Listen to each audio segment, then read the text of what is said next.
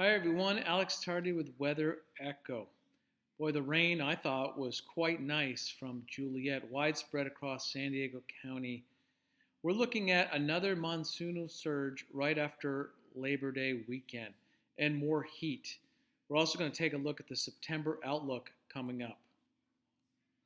Speaking of the rain from Juliet, we did not get the cyclone center, the surface low, or the eye, but we did get a large area of moisture that broke away in the wind flow as shown here, the black line.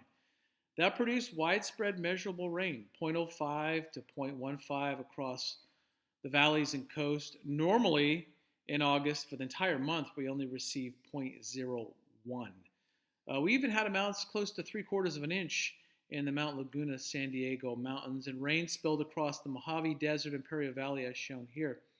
So this ring of rainfall I'm calling, that's the heat dome or upper ridge, and precipitation from Juliet and thunderstorms in the central part of the United States have been following that same weather pattern.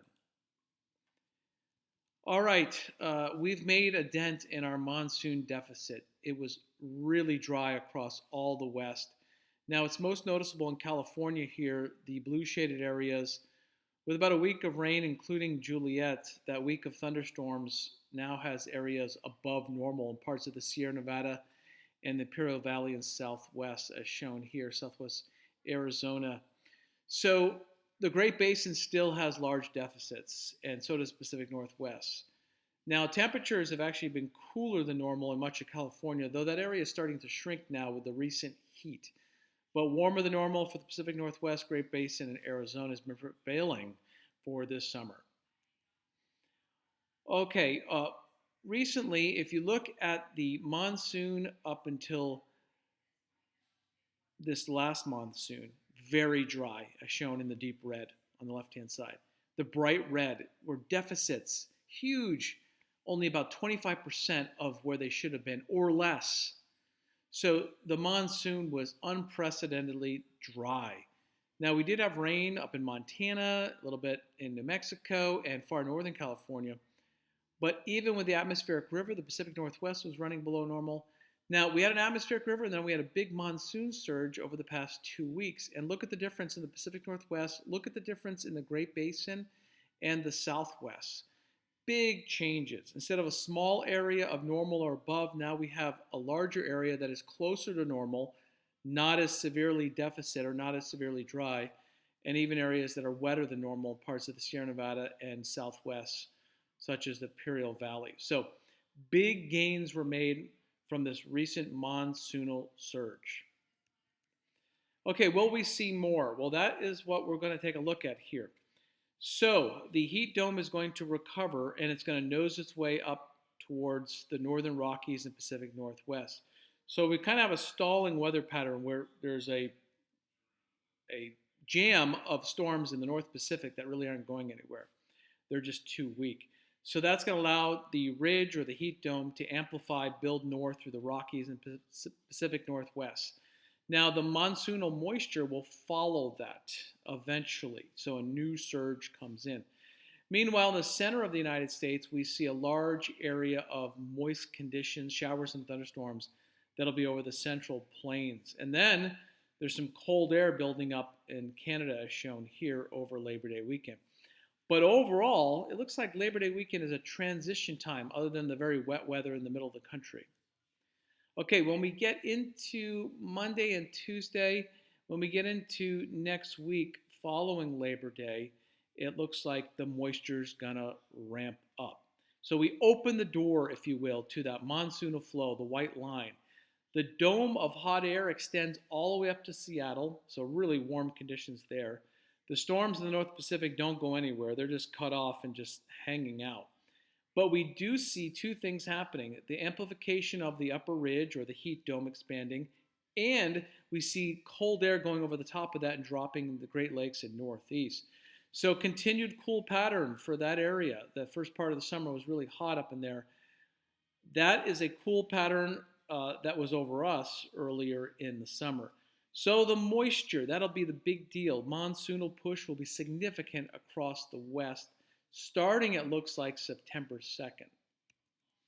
So next week, the monsoon moisture pushes all the way up into Northern California and near the Pacific Northwest.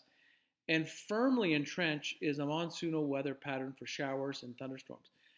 In the East Coast, the opposite. That cool also brings some wet conditions, some beneficial rainfall really needed for the Great Lakes and especially the Northeast and New England. So it looks like full on summer. Now, if you're wondering, it's not unusual to have monsoonal surges in late August and early September. It's very common. That's the peak of our moisture levels on average. What is unusual is how dry it was in July and up until recently, August. That's what's unusual.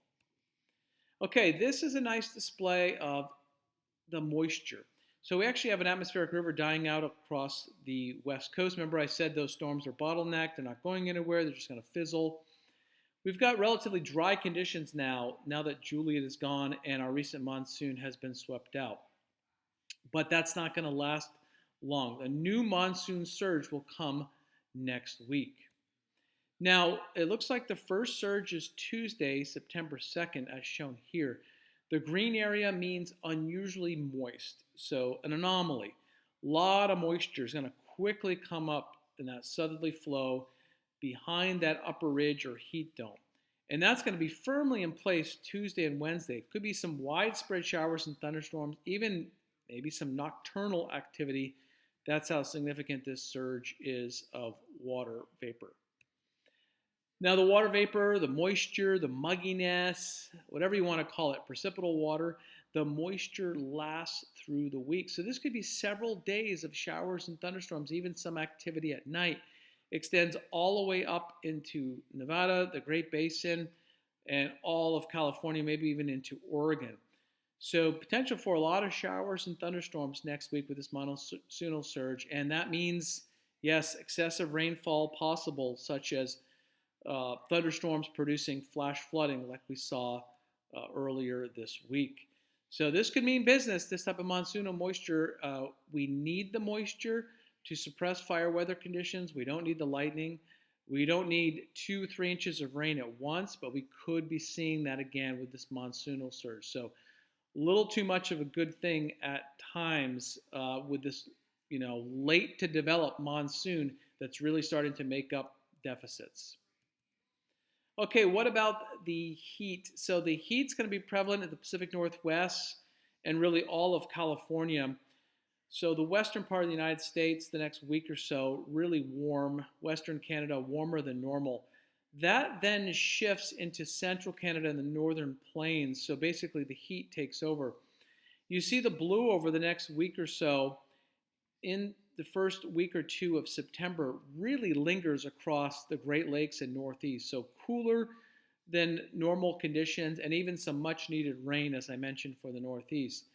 But the heat doesn't really want to go anywhere in September. And we've seen these indications on the long-range outlooks for the past couple weeks, but heat looks like it just really expands and the cold air erodes as we go into September. So something we got to keep an eye on because that could be a big influence, not just in the West, Pacific Northwest, but also the Central Plains and much of the United States as we go into September. All right, hope you enjoyed this insight and this outlook for a significant monsoon surge. Again, it looks like it's going to start right at the end of Labor Day weekend and really ramp up Tuesday, lasting through all of next week, the showers and thunderstorms. Potential for excessive rain and some flooding in our mountains, deserts, maybe even some showers and thunderstorms in our valleys and coast, and even some nocturnal activity because it looks like a significant surge of monsoon moisture for the West. Thanks for tuning in. Also, check out our blog. Sign up there and you can get blogs sent directly to your email. We're posting also on other social media such as X. All right, everyone, have a great Labor Day weekend.